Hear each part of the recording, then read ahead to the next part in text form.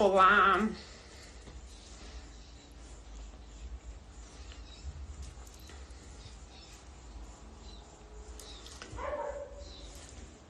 Vejam se vocês me escutam bem, se tá tudo certo pra gente começar.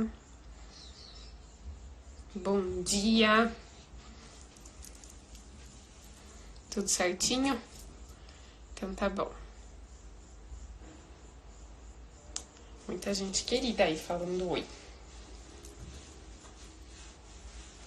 Então, gente, vamos começar nosso bate-papo de hoje sobre autismo. Espero que vocês estejam bem aí no isolamento, na quarentena.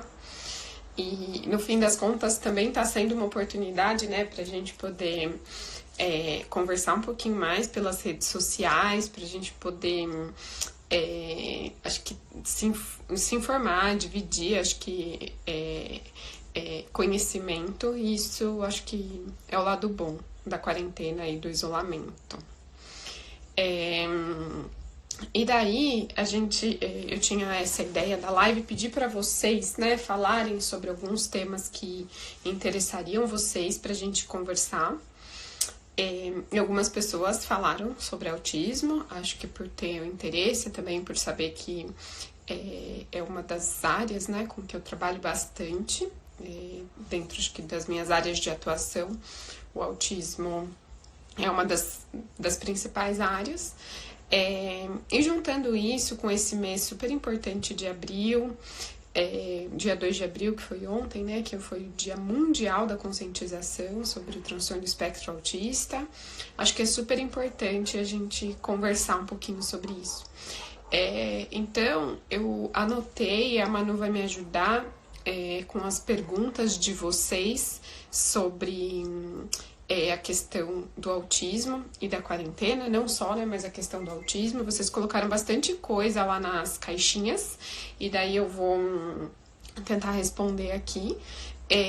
Mas antes disso, eu queria fazer uma introdução, falar um pouquinho sobre a questão do diagnóstico e também falar um pouquinho para vocês sobre como tem sido, assim, né, com as crianças que eu trabalho, como que a gente tem conduzido. Eu falo a gente porque é um trabalho muito importante em equipe, né, que eu faço no consultório. Então, vou contar um pouquinho de como a gente está lidando com essas situações. Então, vamos lá. Acho que o primeiro ponto, né, que é importante da gente abordar é a questão do diagnóstico de autismo. E, inclusive, essa já era uma das perguntas que estava lá na caixinha sobre... Acho que tinham duas perguntas desse tipo. Uma era sobre como fazer, né, o diagnóstico, enfim, alguns sinais. A outra, se psicólogo poderia fazer o diagnóstico ou não. Então, vamos aproveitar e falar um pouquinho dos critérios diagnósticos, e daí e daí eu respondo sobre isso também. Então, quando a gente fala de um diagnóstico de TEA, né, transtorno do espectro autista, a gente já tem um desafio aí, porque a gente está diante de um espectro, ou seja, uma vasta possibilidade de características, né, que esse indivíduo pode apresentar, que a gente vai colocar tudo com esse mesmo nome de autismo.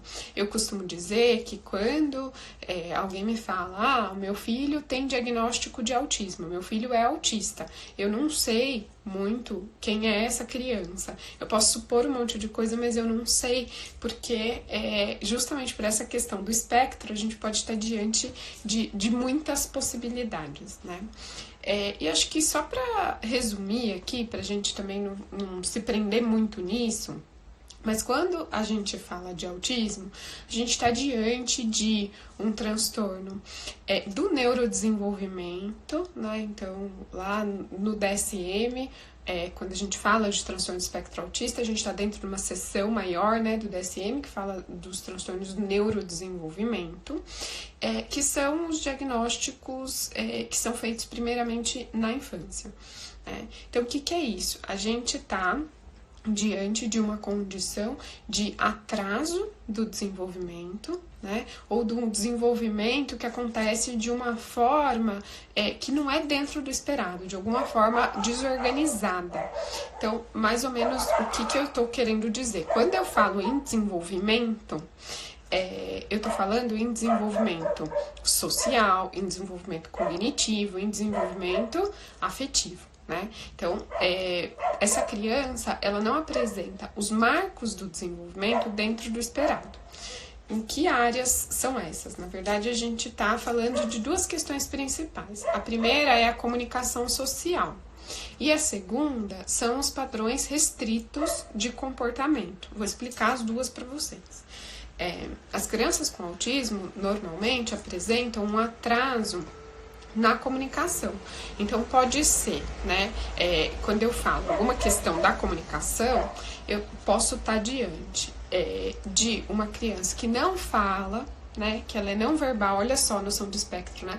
Desde uma criança que não fala, até uma criança que apresenta uma fala extremamente desenvolvida e mais desenvolvida, inclusive, do que o esperado para a idade, né? Então, a criança já usa palavras, ela constrói frases de uma forma que não é esperado para aquela idade, né? Então, desde uma criança que é não verbal, vocal, né, que não consegue falar, até uma criança que tem a fala extremamente desenvolvida.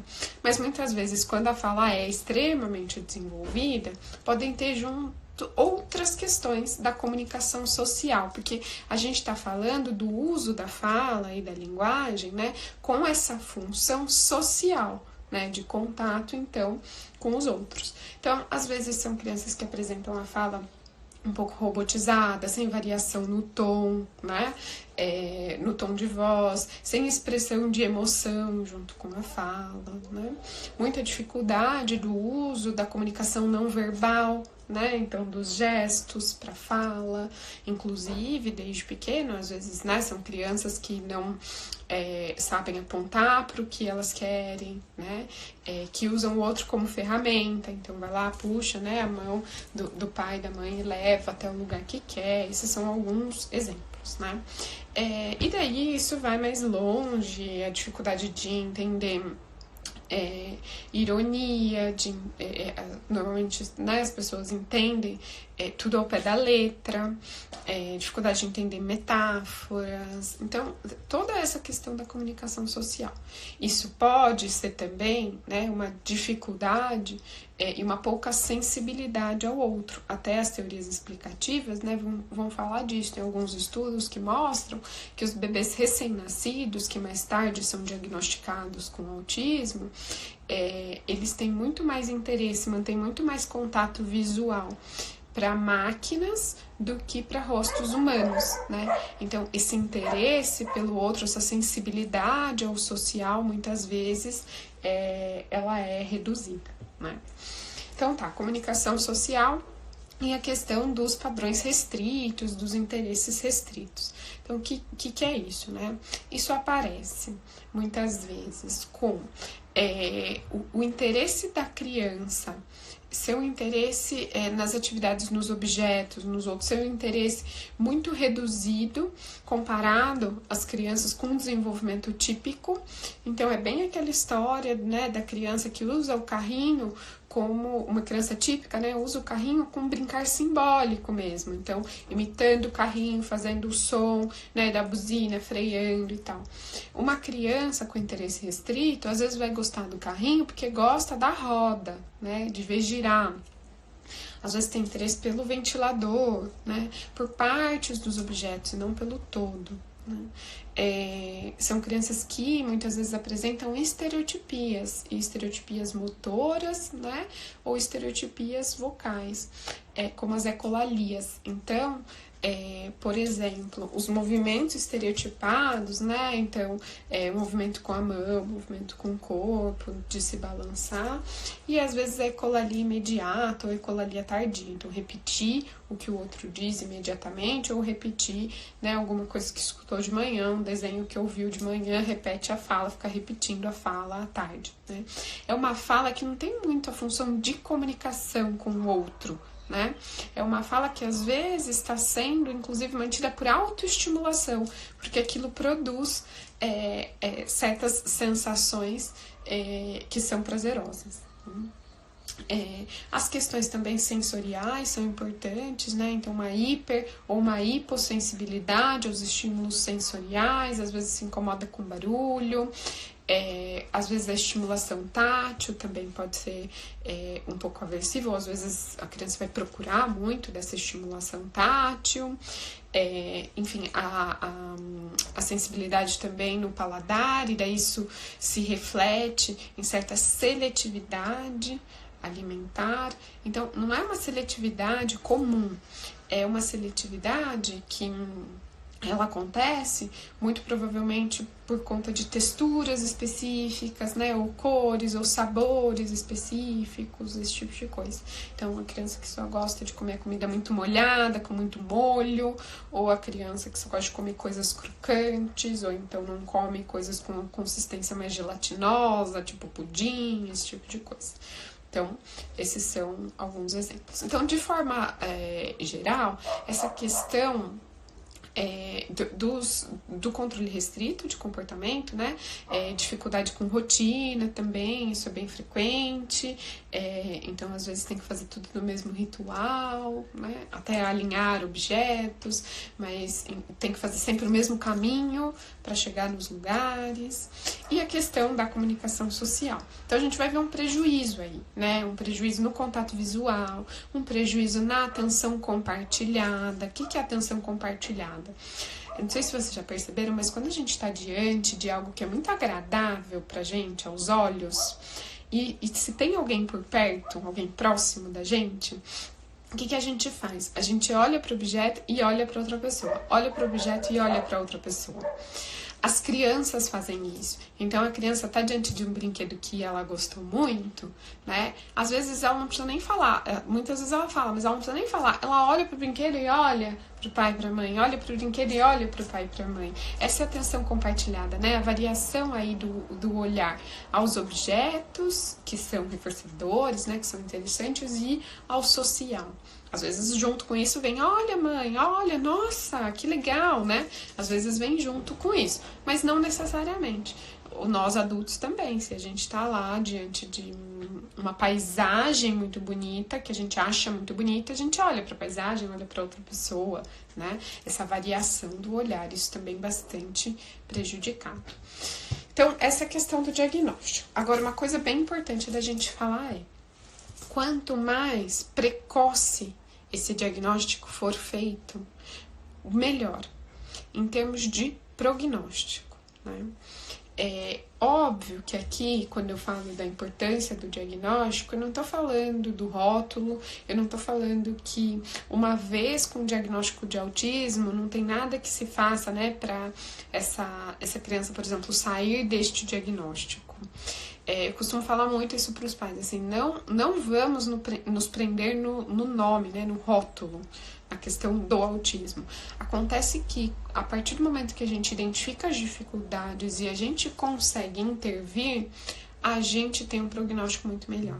Então, quanto mais precoce for essa intervenção, inclusive se ela acontecer antes, né, dos 3 anos de idade, 3 anos e pouco, porque é antes da primeira poda neural, né, se isso acontecer antes, muito melhor, né. Então, terapia, gente, é essencial quando a gente percebe alguma dificuldade, quando a gente percebe esse desenvolvimento acontecendo de uma forma desordenada, então quando a criança não acompanha, né, os marcos de desenvolvimento, é importante estimular.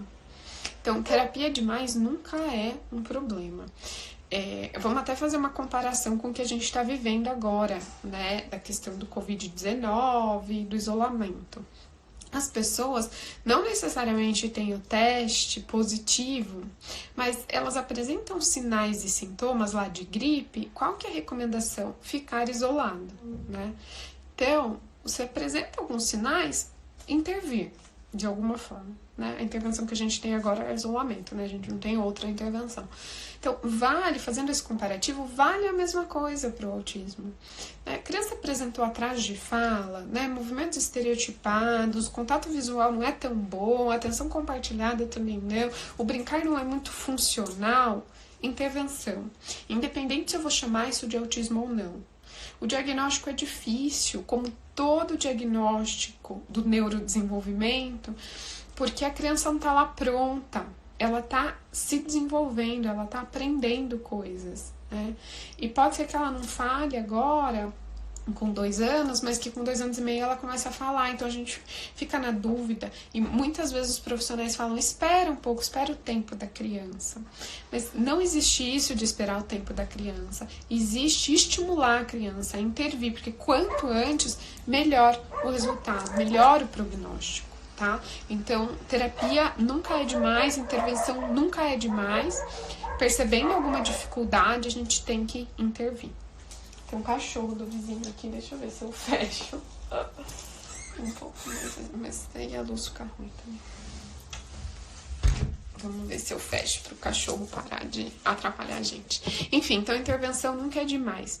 Diagnóstico, quanto mais precoce for, melhor em termos de intervenção, certo? Porque não adianta fazer o diagnóstico pelo diagnóstico, o importante é intervir, tá? Então, essa é uma questão. Em relação ao psicólogo fazer ou não diagnóstico, então, nós não fazemos diagnóstico, certo? Então, nenhum paciente vai sair lá do consultório após uma avaliação com um diagnóstico. Mas, o que a gente faz? A gente faz uma avaliação comportamental. A gente faz uma avaliação comportamental, porque eu sou uma psicóloga analista do comportamento, né? Mas, enfim, a gente pode fazer uma avaliação que vai ajudar em muito o psiquiatra infantil ou o neurologista infantil a fechar este diagnóstico, certo? Então, eu não posso fazer um laudo diagnóstico, mas eu posso investigar minuciosamente essa questão dos marcos do desenvolvimento e falar no que essa criança, em que áreas que essa criança apresenta lacunas, em que áreas que ela não apresenta, né? Quais são as questões principais, e isso vai ajudar a fechar um diagnóstico. Então, muitas vezes, os médicos, né, os neuros e psiquiatras, eles pedem a avaliação de um psicólogo para isso. Tá? E a avaliação, no nosso caso, ela vai ajudar muito, muito, muito na condução da intervenção, porque a depender, né, do resultado dessa avaliação é como eu vou pensar a intervenção dessa criança, ou seja, como eu vou pensar a terapia dessa criança, tá? Então, o psicólogo por si só, né, não faz diagnóstico, a gente precisa do diagnóstico e do acompanhamento médico, e normalmente é um psiquiatra infantil, um neurologista infantil, mas o psicólogo é bastante importante, muitas vezes, nesse processo do diagnóstico, tá? Isso vale para tudo, tá? Não é que o psicólogo não faz diagnóstico de autismo, a gente não faz diagnósticos em geral. Acho que essas são as questões principais. Agora, vamos falar... Além disso, da questão do diagnóstico, vamos falar sobre a questão do isolamento e da quarentena.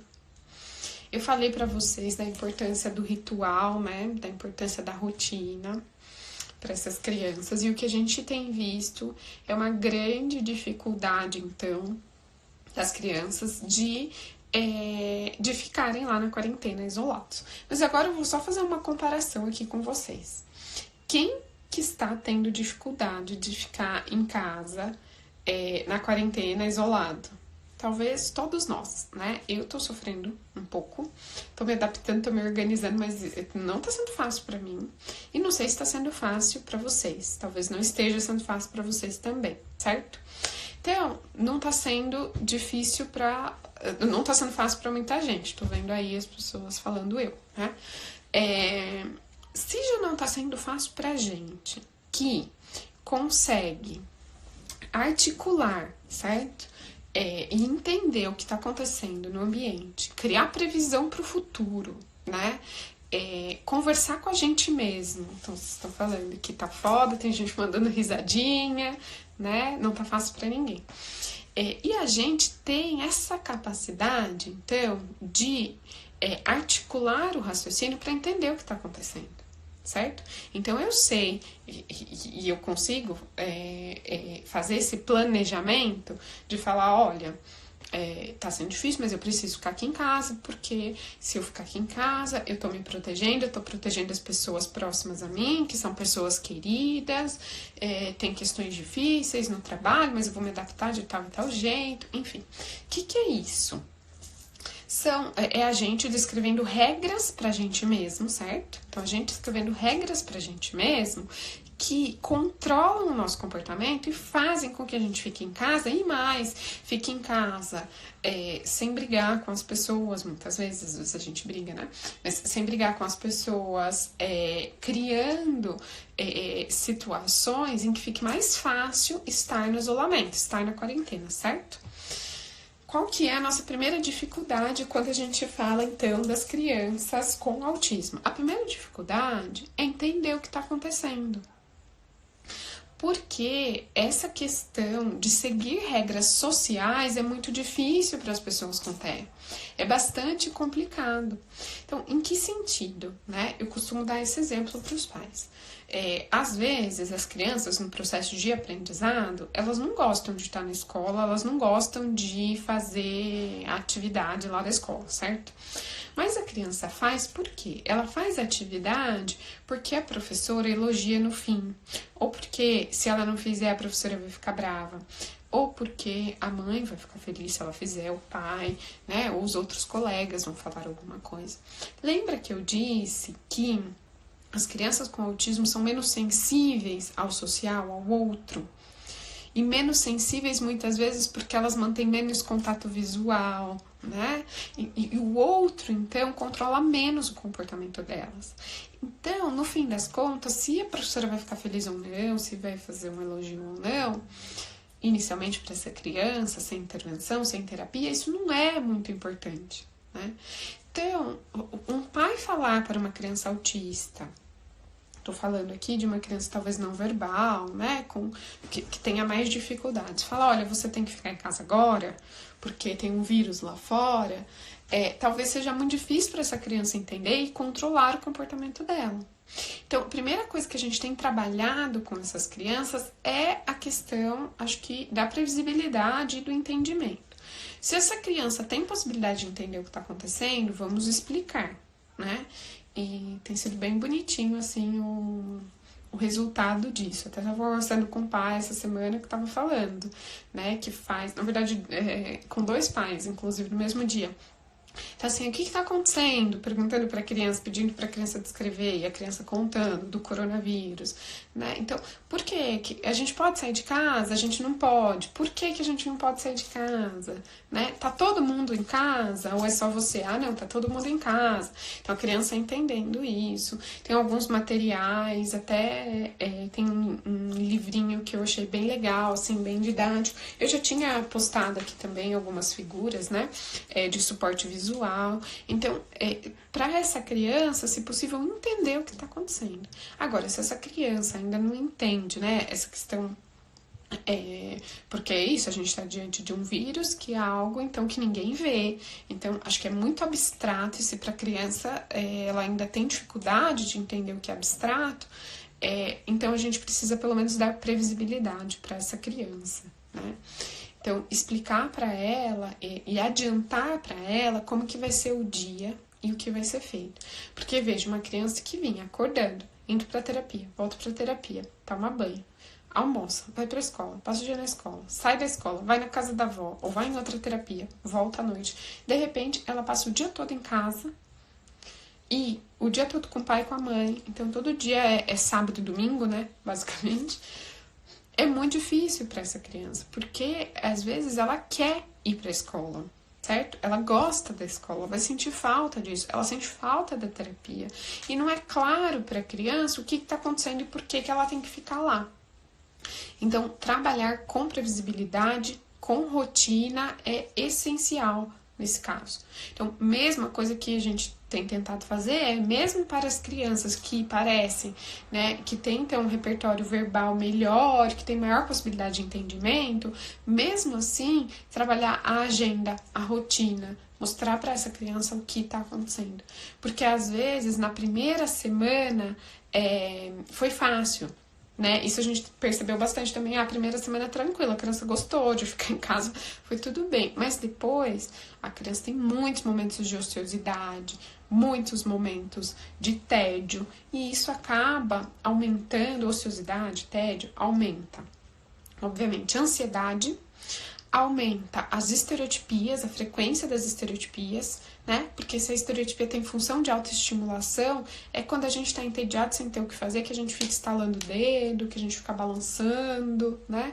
Mesma coisa com as crianças autistas, os movimentos estereotipados ficam maiores, né? Tem mais frequência em momentos de ociosidade e de tédio.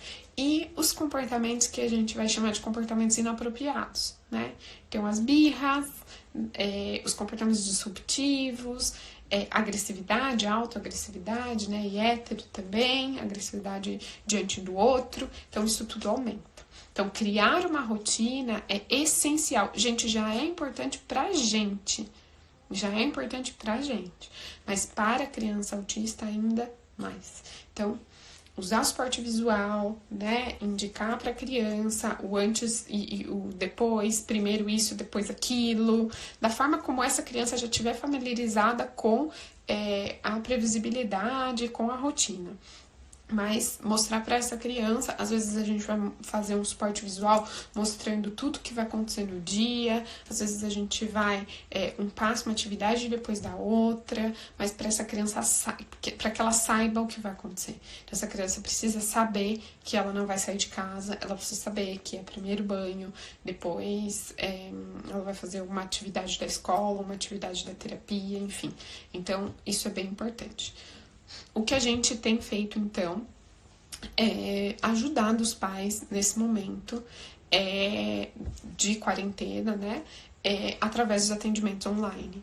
E tá sendo, acho que, bem interessante, porque a gente tem priorizado a orientação dos pais do que, de fato, é a aplicação da terapia, a intervenção. A gente criou, então, um arquivo assim, de orientação para cada criança, pensando no foco da intervenção, né, como estava sendo a terapia dessa criança, o que é mais importante para a gente conduzir e manter em casa. E a gente baseou isso em algumas áreas específicas. Então, o desenvolvimento de habilidades que a gente estava fazendo com essa criança, então a gente fala, né, a aplicação dos programas propriamente dito, então o que a gente estava ensinando para essa criança, a questão do manejo de comportamento, o que é isso, então como os pais podem lidar com os comportamentos que são inapropriados, né, que a gente não gostaria que acontecesse, os disruptivos, e a questão do brincar, né, então a gente tem focado basicamente nisso, em algumas outras questões, né, para cada criança, mas basicamente isso. Eu vi a Gabi falando sim, Gabi, que é psicóloga e terapeuta da equipe junto comigo e que tem feito um trabalho muito, muito lindo.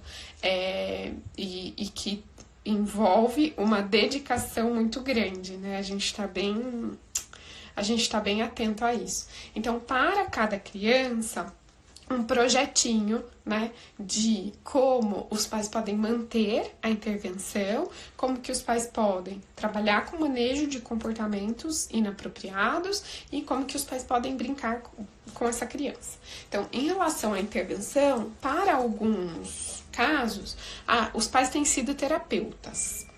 Então, a gente liga lá o vídeo e os pais aplicam a terapia e os terapeutas vão orientando, né? Porque vão falando como que tá fazendo e a gente vai lapidando isso. Em alguns casos, a gente tem trabalhado só com o ensino incidental, assim. Então, das habilidades que a gente está ensinando para a criança, em que momentos do dia a dia os pais podem ficar atentos, né, para continuar esse aprendizado. Então, por exemplo, a gente está trabalhando com uma criança imitação motora, né, vou criar aqui uma situação. Então, a gente está trabalhando com uma criança imitação motora. Porque normalmente as crianças autistas têm dificuldade no repertório de imitação, e imitação é pré-requisito para outras habilidades, certo? De aprendizado em geral. Então, né, a gente está ensinando a criança a fazer um movimento igual que a gente faz. Então, eu falo para a criança, por exemplo, faz igual e levanta os braços, essa criança levanta os braços. Essa é uma partinha do que a gente faz lá nos programas na terapia. Então, se os pais puderem trabalhar isso de forma incidental, como que isso acontece? Então, eu falo para os pais, olha, quando você for trocar a criança, vamos fazer isso, né? Então, você quer que a criança levante os braços para você tirar, certo? A roupa dela. Então, em vez de você falar, levanta os braços, ou de você fazer pela criança, porque muitas vezes os pais fazem pelas crianças, o que você vai fazer? Você vai falar, olha, faz igual, e levanta os braços. E daí vai esperar que a criança faz. Então, a gente vai vendo em que momentos, né, do dia a dia, da rotina da criança, a gente pode colocar esse ensino de habilidades da forma mais natural possível, né? Muitas vezes a gente trabalha com as crianças segmento de instrução, então que é isso, né? Que pode envolver, né, um comando verbal dos pais e a criança tem que fazer ação. Então a gente vai ver no dia a dia a criança ali, né, nas coisas que ela faz ou ajudando a família, como que ela pode como que a família pode trabalhar o segmento de instrução, certo? Então essa é uma parte importante. Então, outra parte é a questão do manejo de comportamentos. E daí, gente, para cada criança tem uma orientação, porque a gente precisa muito identificar qual que é a função daquele comportamento. Mas a gente criou uma tabelinha, assim, interessante, pra gente pensar junto com os pais, né? O que eles gostariam, que comportamentos que eles gostariam que diminuísse e quais são as estratégias que a gente vai usar, né? Então, se a gente vai trabalhar com extinção ou não, que outros comportamentos a gente gostaria que a criança apresentasse, como reforçar esses comportamentos. Então, a gente criou aí algumas estratégias. E estratégias para trabalhar o brincar funcional, né? O brincar, então, com função. E a gente precisa muito da ajuda dos pais nisso, porque a gente precisa da interação social com essas crianças. Então, às vezes, é fácil, porque é uma criança que fica lá no tablet ou no celular ou na TV, quietinha, sozinha, enquanto a gente pode, né, resolver as coisas da vida e da casa. Mas a gente precisa de momentos de troca com o outro. Por mais que essas tentativas no início, elas sejam um pouco frustrantes para os pais, né? Então, os pais precisam conseguir trabalhar a atenção dessa criança, a atenção social, né? Trabalhar com essas rotinas sociais, e daí a gente precisa de ajuda mesmo. Então, a gente cria lá algumas estratégias para ajudar os pais a brincar com essa criança. Daí, começando pelo interesse da criança, deixando a criança guiar a brincadeira, porque às vezes a gente adulto vai brincar com a criança e daí a gente quer brincar do nosso jeito, né? Então a gente pega lá o carrinho, ou pega lá o boneco e a gente quer brincar de um jeito lá com a casinha com o boneco. A gente quer que o carrinho seja... Mas, pra gente começar... esse é o objetivo final, que a criança saiba utilizar a imaginação, o brincar simbólico. Mas pra gente chegar nisso, a gente precisa partir do interesse da criança. Porque se eu forçar essa criança a brincar do meu jeito, sabe o que ela vai fazer? Ela vai levantar e vai dar as costas e vai querer ficar sozinha. Então, eu vejo como essa criança vai manipular esse carrinho ou esse boneco. E se essa criança começar manipulando, né, esse carrinho, batendo o carrinho na mesa, eu vou junto com ela bater o carrinho na mesa. E daí, de repente, eu vou inserir uma variação na brincadeira, eu vou chamar a atenção dessa criança, eu vou inserir uma variação. E daí eu posso trabalhar muitas coisas no brincar, a imitação, né, a troca de turno, agora me dá, agora é seu, enfim, muitas coisas. E daí, para cada criança, a gente faz uma orientação em relação ao brincar também. Então, basicamente, é assim que a gente tem feito o acompanhamento e a intervenção. É muito importante, acho que acolher os pais. Gente, não tá sendo fácil para ninguém. Acho que é muito mais difícil para quem tem criança em casa, certo? E ainda muito mais difícil quando quem tem criança em casa tem uma criança com diagnóstico de TEA.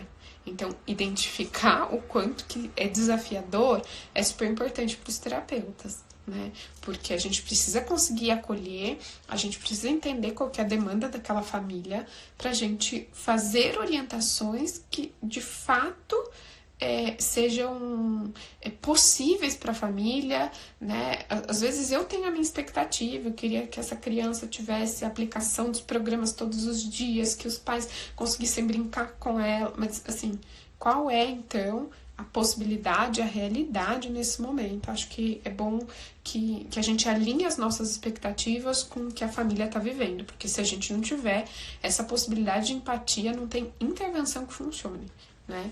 Então, acho que isso é bem importante também. Acho que sobre a intervenção e a questão da quarentena é isso. Agora, eu queria também responder as perguntas das caixinhas e eu acho que surgiram outras perguntas aqui. Deixa eu dar uma olhadinha.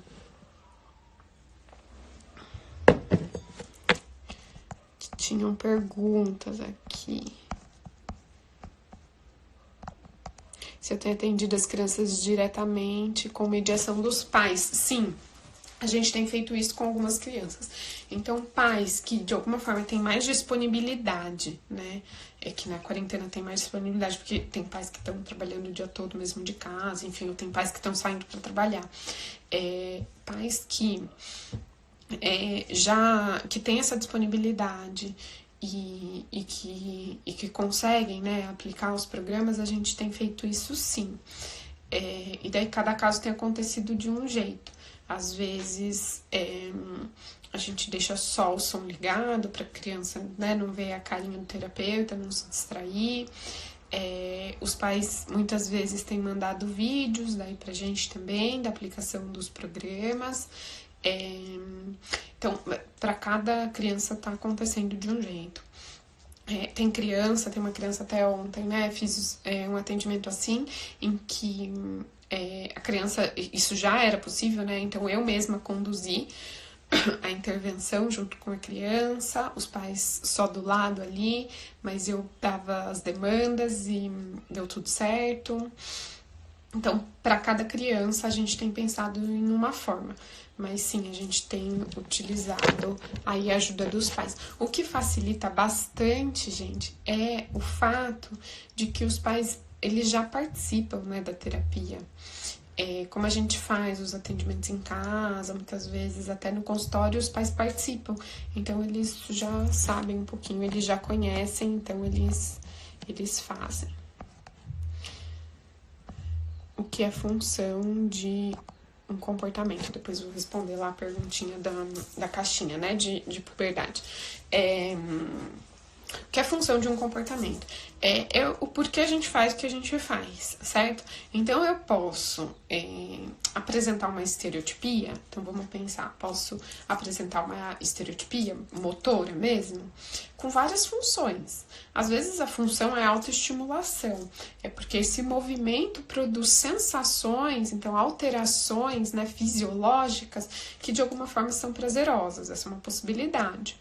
Outra possibilidade é que quando eu faço isso, as pessoas vêm até mim, seguram minha mão, olham nos meus olhos e falam: para, o que está acontecendo? Não faz isso, eu não gosto que você faça isso. Então, uma coisa é a estereotipia com função de autoestimulação. O que está mantendo isso? Por que essa pessoa está fazendo isso? Porque ela está sendo autoestimulada. Outra coisa é, ela está fazendo isso porque ela produz a atenção do outro. E daí até é legal a gente entrar nisso, porque acho que é uma das orientações que a gente está fazendo bastante. Gente, por conta, acho que de toda a desorganização de rotina, enfim, da vida das pessoas, o que acaba acontecendo é que a gente vai dar atenção para as crianças para apagar incêndio, quando as crianças estão fazendo alguma coisa que, enfim, que não é muito legal, né?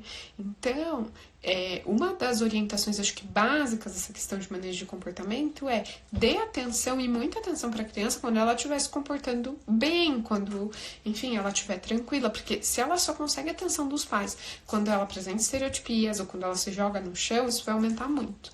Então, por isso que eu falo, primeiro identificar a função do comportamento, qual a função, por que essa criança está fazendo o que ela faz, tá?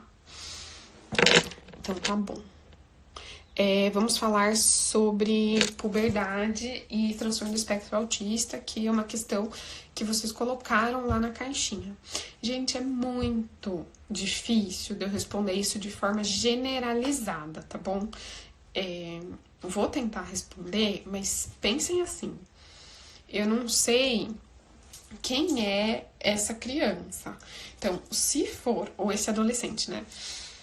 Se for uma criança que é verbal, né, que já entende um pouco as regras sociais, eu tô diante de uma condição. Se for uma criança que não é verbal, que não entende as regras sociais, eu tô diante de outra. Mas de forma geral, uma coisa que é muito, muito importante da gente falar. Sexualidade inerente a todos os seres humanos, certo? Então, tudo normal e esperado que as crianças com autismo apresentem comportamentos sexuais, certo? Então, desde interesse no outro, até a questão da masturbação, enfim, de exposição do próprio corpo e coisas assim. De ter ereção, enfim, tudo normal. Qual que é a questão principal aí? É entender as regras sociais.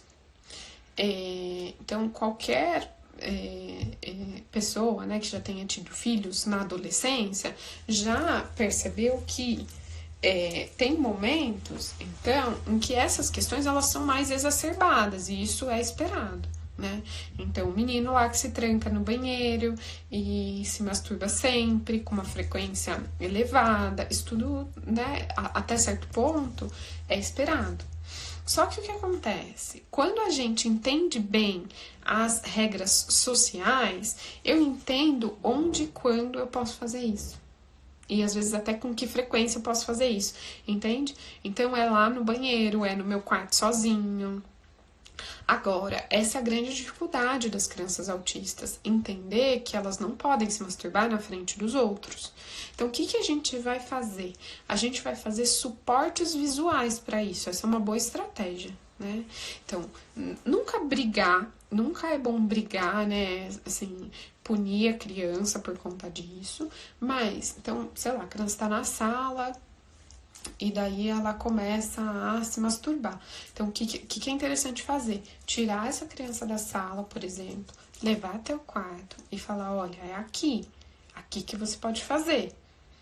Então, indicar para essa criança onde que é o local adequado, né? Porque não é o comportamento em si que é todo inadequado, mas é as condições em que ele acontece.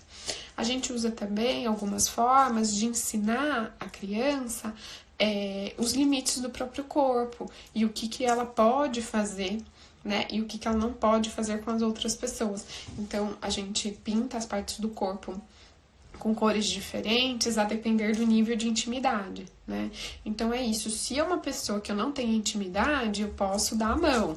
Se é uma pessoa, né, da minha família, eu posso dar um beijinho no rosto, se bem que agora, né, a gente não pode beijar ninguém, enfim, e nem apertar a mão. Mas acho que vamos pensar, né, nas condições normais. Então, sinalizar, né? Então, vou pintar aqui o beijo no rosto de amarelo, porque não é todas as pessoas que eu posso sair beijando no rosto, né? Enfim, qual é o nível de contato que a gente pode ter? Então, a gente vai ensinando essa criança a isso. Mas, de forma geral, os comportamentos sexuais, eles são esperados, eles são normais, não importa se a criança apresenta desenvolvimento típico ou desenvolvimento atípico, tá bom? Mas é só entender em que contexto, qual a situação que eu posso e a situação que eu não posso, certo? Gente, mas é isso, cada caso é um caso, daí a gente precisa entender exatamente o que tá acontecendo, qual que é a função, pra gente fazer orientações a mais, tá? Deixa eu voltar aqui, que acho que tinham outras perguntas. Autistas sentem emoções. Sim, autistas sentem emoções, como todas as pessoas, a gente sente emoções. Mas daí tem algumas coisas interessantes da gente falar. A primeira é que a gente, as emoções, elas envolvem duas partes. Uma das partes são as sensações, as alterações no corpo. A outra parte envolve a tendência a gente agir diante delas e nomear essas emoções, certo? Então, vou dar um exemplo para vocês. Quando a gente sente ansiedade. Então, ansiedade, vamos entender que é uma emoção. Daí, o que acontece? Parte é o que eu sinto no meu corpo. Então, meu coração dispara, eu começo a suar frio. Isso acontece no corpo. Eu tendo a evitar e a fugir das situações que me geram ansiedade ou dos perigos. E eu nomeio isso tudo de ansiedade, certo? Então eu nomeio o que eu tô sentindo, as sensações, a vontade de fugir, né, de ansiedade. É complexo isso, né? Então, as crianças autistas sentem ansiedade como crianças com desenvolvimento típico? Sem dúvida, sentem. Tem vontade de fugir, de evitar situações quando estão ansiosas? Sem dúvida. Essas crianças sabem nomear isso de ansiedade? Talvez não saibam. Como, muitas vezes, os adultos também não sabem com desenvolvimento típico, inclusive.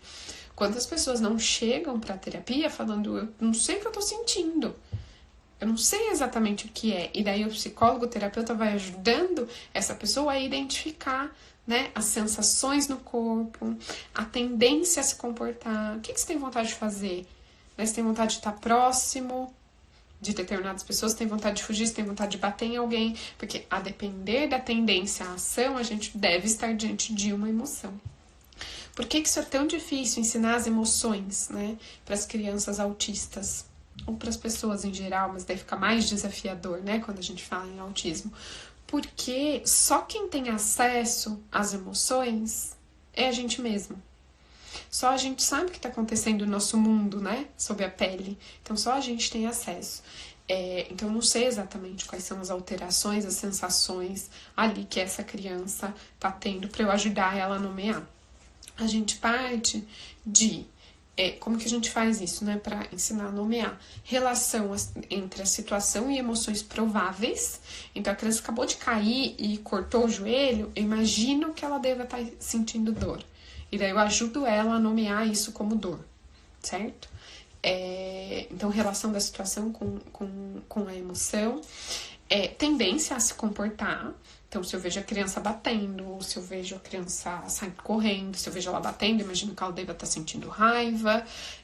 Se eu vejo que ela está saindo correndo, pode ser que ela esteja com medo. Então, através do comportamento da criança, eu ajudo ela a nomear. E às vezes através da expressão facial. Esse é um treino que a gente faz bastante com as crianças, focando nessa questão de habilidades sociais, né? Então, dessa relação de expressão facial com emoção, porque às vezes as crianças têm dificuldade com isso também. Agora, gente, emoções, com certeza, as crianças autistas amam, se sentem ansiosas, têm ciúmes, têm raiva, ficam angustiadas, ficam tristes, como todos nós. Tá? A dificuldade é de identificar isso, mas é uma dificuldade que a gente percebe até nas crianças pequenas e que elas vão aprendendo isso com o tempo, elas vão aprendendo a nomear as emoções. Para as crianças autistas, esse aprendizado, às vezes, ele é um pouco mais longo, ele é um pouco mais difícil, mas ele pode acontecer da mesma forma. O que mais de pergunta? Com relação ao medo, meu neto tem 4 anos, é autista leve, agora ele está nessa fase, o que fazer quando ele está em crise? Se eu tô entendendo, acho que a crise é quando ele tem muito medo, né? Eu tentaria identificar medo do que ele tem, em que situações ele sente medo, né? Quando que ele sente medo. E qual é a função desse medo? Ontem até a gente estava em supervisão de equipe e a gente estava discutindo sobre uma questão, né, de criança com medo de cachorro. E é uma coisa que eu sempre digo, é importante a gente identificar. Às vezes parece que a criança está com medo, e daí eu suponho que ao ela demonstrar esses comportamentos de fugir de algum, né, de alguma pessoa, de algum objeto, de algum animal, eu entendo que ela tá sentindo medo. Mas às vezes esse comportamento também pode ter outra função. Quando você fala em crise, já me dá a dica de que pode ter outra função. Minha pergunta é, o que as pessoas fazem? Observe, começa a observar isso. O que as pessoas fazem quando essa criança aí de 4 anos entra em crise, né? O que ela produz no mundo à volta dela? Será que não é isso que está mantendo, né, esse comportamento aí de medo? Ou será que tem alguma outra coisa? Se for medo, por exemplo, a criança tem medo lá do cachorro, do latido do cachorro, se for isso exatamente... e se a gente puder garantir que o que a criança tem medo não é uma ameaça real, não é um perigo real, então o que a gente pode fazer é trabalhar com certa sensibilização, né? E expondo essa criança à insegurança, ao estímulo, até que ela perca o medo, tá? Mas a primeira coisa é identificar o medo. Se eu tenho alguma dica de atividades para trabalhar emoções, eu tenho. O que eu posso fazer é colocar aqui nos stories algumas atividades, mas são atividades de vários tipos, tá?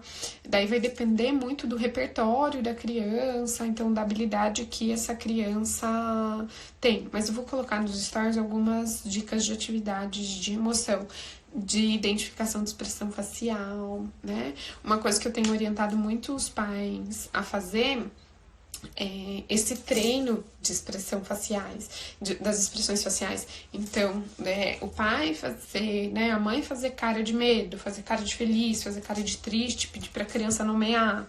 Depois o contrário, pedir para a criança fazer a cara de triste, a cara de alegre, ou então pedir para a criança imitar a expressão, né?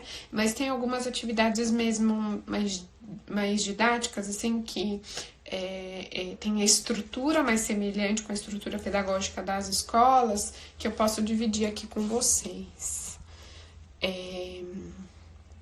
Existe grau no autismo ou vai depender do grau, o conhecimento da família para ajudar no tratamento?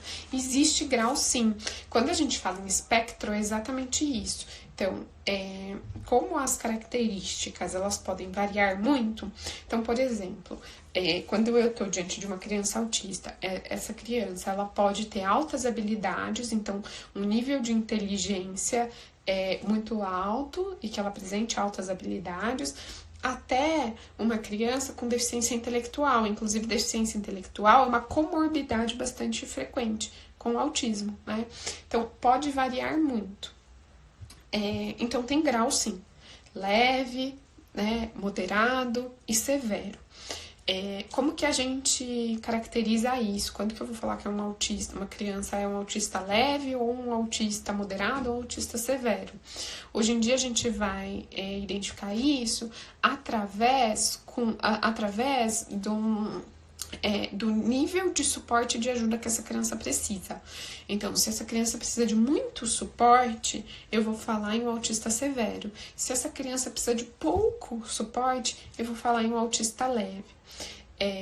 Então, por exemplo, normalmente uma criança que não consegue falar, que não é verbal, que não é independente para as atividades de vida diária, então essa criança usa fralda, essa criança precisa de suporte para o banho, essa criança precisa, né, então de uma vigia constante ali, ela não consegue se comunicar com outra, ela precisa de muito suporte, então eu vou falar em um autista severo. Né? Uma criança que precisa só de suporte na mediação das interações sociais, né? Daí eu vou falar em um autista leve, porque precisa de pouco suporte, tá? Salva a live, sim, pode deixar, vou deixar salva. Eu lembro que tinha uma pergunta sobre os sinais precoces, tinha uma pergunta sobre isso, né? Os sinais precoces. Hoje em dia, vou responder essa. Hoje em dia, a gente fala em bebês com riscos de ter, né, autismo. Então, a gente fala do risco do TEA em bebês. Então, para que a gente tem que...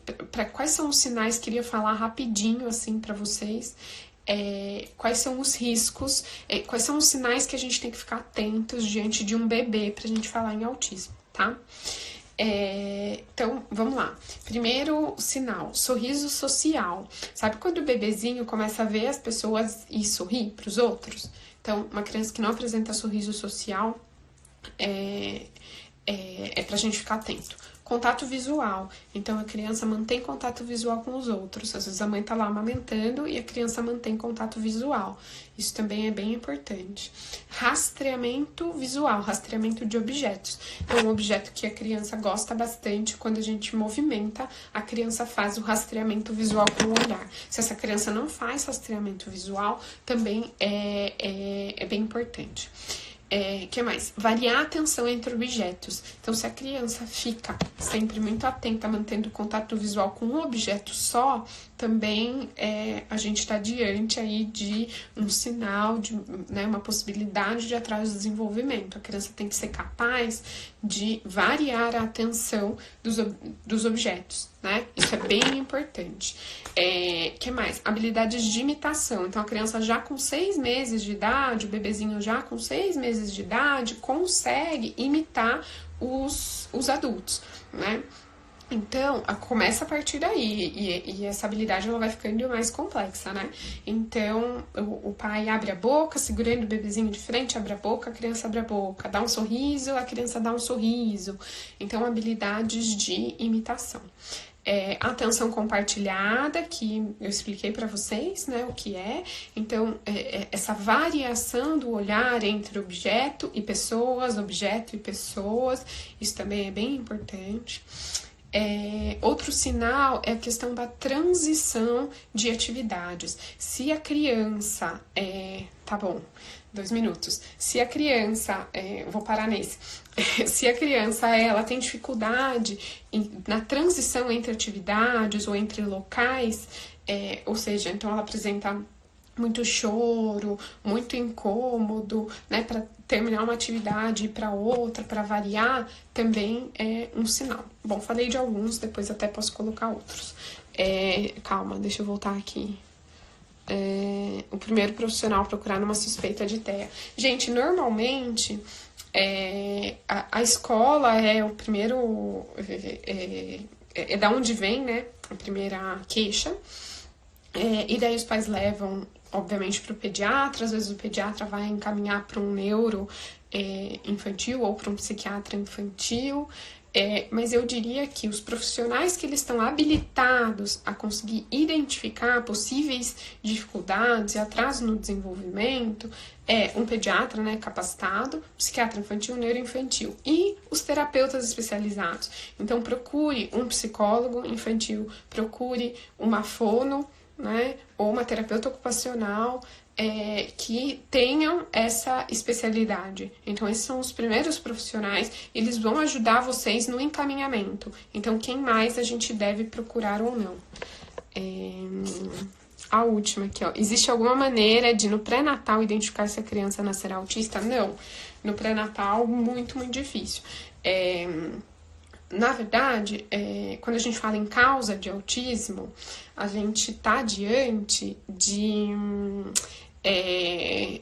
causas que são 86% genética, mas que a gente não tem muito controle nessas alterações, nessas variações genéticas, tá? A única coisa que a gente tem certeza é o ácido valproico, que é um anticonvulsivante. Fora isso, não, a gente não tem, né? Então, quando a mãe utiliza o ácido valproico na gestação, tem maior probabilidade dessa criança ser autista. Mas a gente tem que observar essas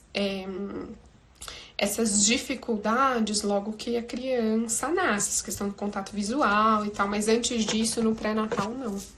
Será que eu respondi todos? Eu não sei se eu respondi todas as perguntas. Mas é isso, gente. Muito obrigada pela participação de vocês.